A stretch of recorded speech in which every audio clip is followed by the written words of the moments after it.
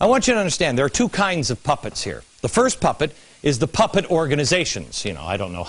This is the Musicians Union, and maybe this is SCIU, and the AFL-CIO, and ACORN. Their job on stage is to create an illusion of a big, dramatic movement that is happening. A grassroots. You know how Nancy Pelosi is always saying, oh, that's a grassroots, and that's AstroTurf. Right. They're doing something on the stage, and they're getting you to believe something. But it's all part of the show. The second kind of puppet is an individual puppet. It could be John Kerry. It could be Van Jones. Could be Andy Stern, Richard Trumka, perhaps President Obama. Have you ever wondered who's at the other end of a BlackBerry? No president has ever had that. That was a security risk. Why did we spend so much money? Who does he need to talk to? Who does he need to see texts from? Who's writing the damn speeches and the teleprompter everywhere? There are also two storylines. If you would come to a show, there's always two storylines, and you'll see it in different movies about stages and stage performers. Even Moulin Rouge is just a favorite movie of my family. Two stories. There is what's happening on stage, and then there's the one behind the stage. You don't ever see what's happening behind. But the story that they're telling on stage and they're acting out, you know. Oh, the government needs to spend more money to stimulate the economy. No, we need more government intervention. Those evil rich people won't spend their money. We need more taxes. All of that. You know this storyline. But how much of it is real? How much of it is orchestrated? Well, there's only one way to find out that answer. And that is, you have to look behind the curtain. On this program, over the years, we have shown you the people who are taking our country apart piece by piece. And we've shown it to you in their own words. Well, we didn't expect to find many of the things that they've said, because many times they've said these things and they thought they were behind the curtain. They didn't expect you to see these words. Words from even the President of the United States. I happen to be a proponent of a single-payer universal health care plan. A single-payer health care plan. Universal health care plan. That's what I'd like to see. He's at AFL-CIO. That wasn't part of the storyline. It wasn't supposed to be revealed. That was behind the curtain. He was talking to the AFL-CIO. Behind the scenes. Over the next couple of nights, we'll do our best to give you a complete tour of the show. The puppets, the money strings, the storylines, behind the stage, everything. Not just the parts they want you to see. And again, I don't want you to take my word for it. I want you to read all of this yourself. All of the links and information and additional reading material will be available at glennbeck.com. Also in my free email newsletter, you can sign up for it there. Also, we have put it on theblaze.com. There are news stories about George Soros today. And also amazing stories about violence from MSNBC. We have a commentator last night saying that we wonder if there should be a revolution. Of course, he's saying now, of course the answer is yes, and maybe even a violent revolution. It's amazing what you are missing when you don't know what you're looking for. This isn't a conspiracy. That was on MSNBC. It's all out in the open. I believe you take a man at his word, and George Soros has publicly dedicated his life to this. He has even said he's willing to die for what he believes in. Here he is. In the things that I am engaged in, I'm actually willing to put my life at risk, and I think it makes me feel much more complete. Well, you complete me, George. I'm willing to put my life at stake, and so are many people in America. It's what you believe in. But what is it that he believes in? He has tens of billions of dollars all flowing in, pulling strings. His tentacles are everywhere. What is he going through all of this trouble for to achieve? Well, globalization. George Soros believes, quote, the main obstacle of a stable and just world order is the United States. Let that sink in for a minute. The main obstacle to a stable and just world order is the United States. We'll pick it up next there.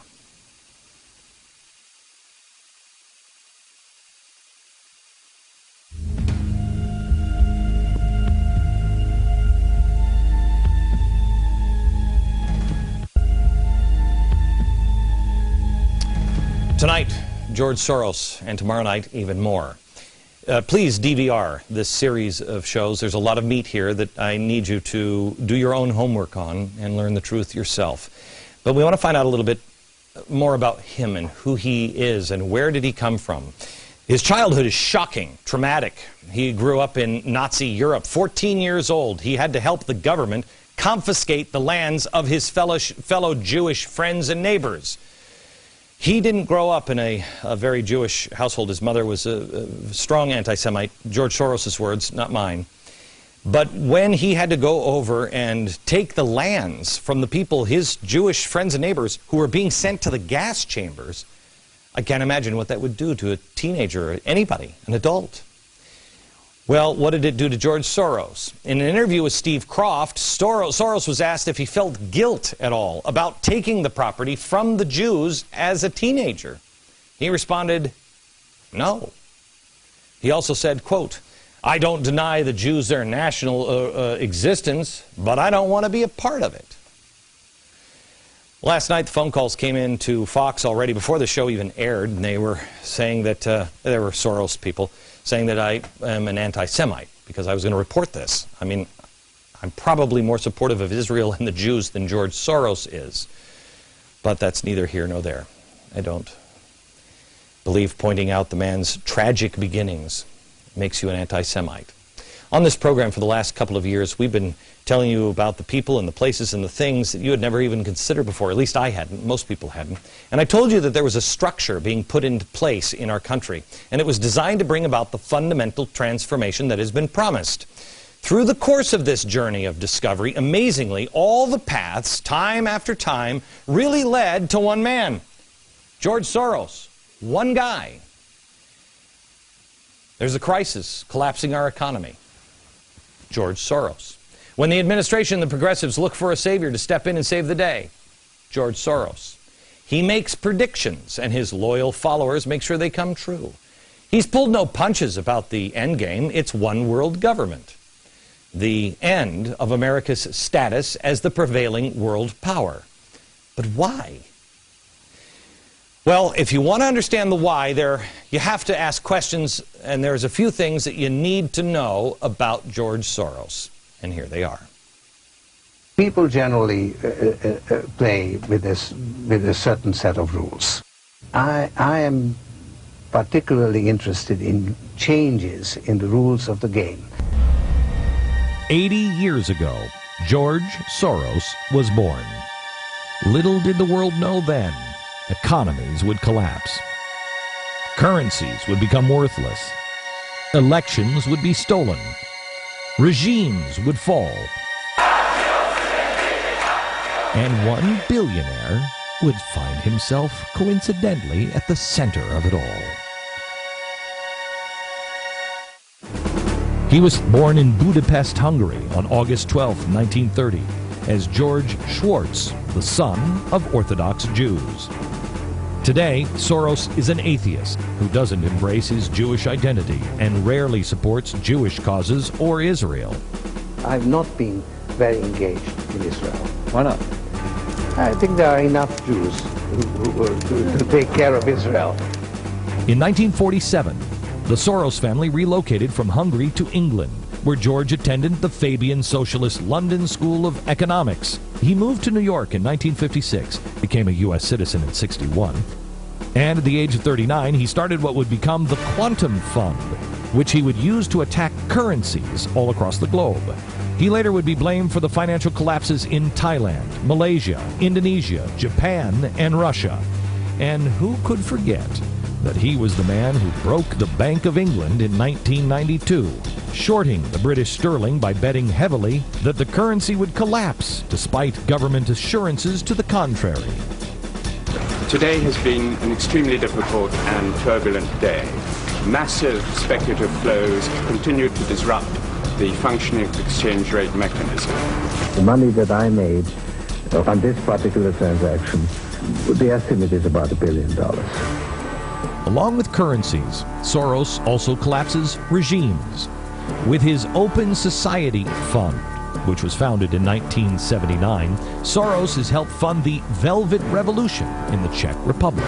the Orange Revolution in the Ukraine, the Rose Revolution in Georgia. He also helped engineer coups in Slovakia, Croatia, and Yugoslavia.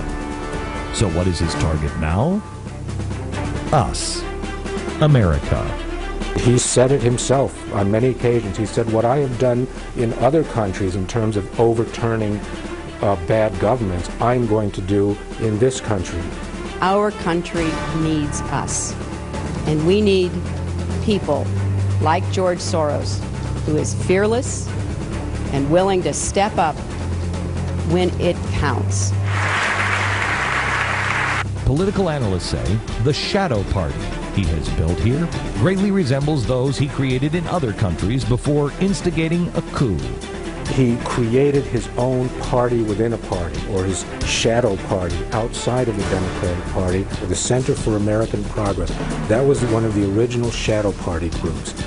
This group, from the beginning, was charged with getting control of the conservative media. Many of the people in the Obama administration were just drawn right up from there. He spent millions in 2004 to drive President Bush out of office. He didn't succeed. But changing the attitude and policies of America, he says, remains his top priority. In one of his books, Soros writes, quote, "The main obstacle to a stable and just world order is the United States," end quote. You wouldn't want a man like this anywhere near the President of the United States, would you? Soros has been granted at least 4 visits so far to the Obama White House. This, a man who has repeatedly called for the devaluation of the dollar. A slow decline in the value of the dollar, a managed decline. He's waged a war against capitalism. Capitalism is not directly opposed to open society. Nevertheless, it poses some serious threats.